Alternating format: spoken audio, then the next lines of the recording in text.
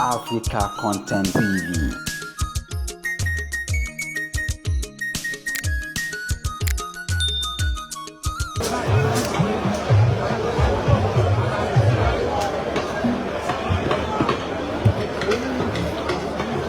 Èèyàn bá lẹ́yìn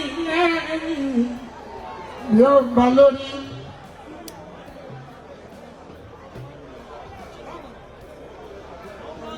Olúwàgbẹ̀ngà àyàgbà gbogbo ayé kí ẹ ó kú léde màmá ẹ.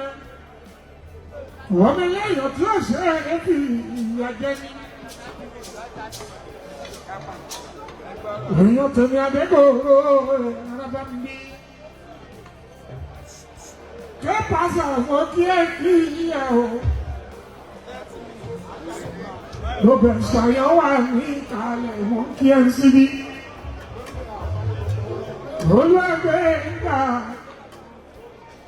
ìwọ náà á dàgbà nínú ọlọ́lá. Wàá dàgbà wàá dọ̀bọ̀ ọmọ ṣerú ẹ̀ fún ẹ̀bọ̀ ṣe sì yá ẹ̀. Àdúrà ẹ̀ á máa gbà ó.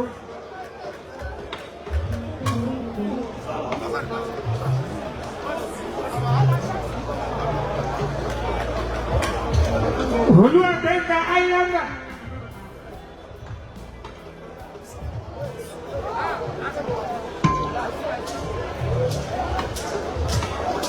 Gbogbo ẹ̀yin ọ̀rẹ́ ẹ kú àgbọ̀ dìde gbogbo ńlá kí.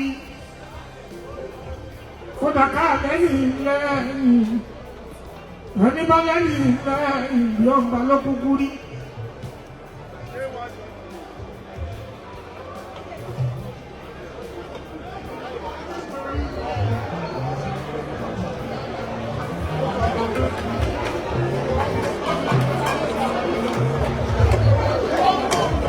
Àríkù ọmọ wọn wà lèrè ọmọ bá lọ kí ẹ kí ọmọ àgbà ìlú òtí yó.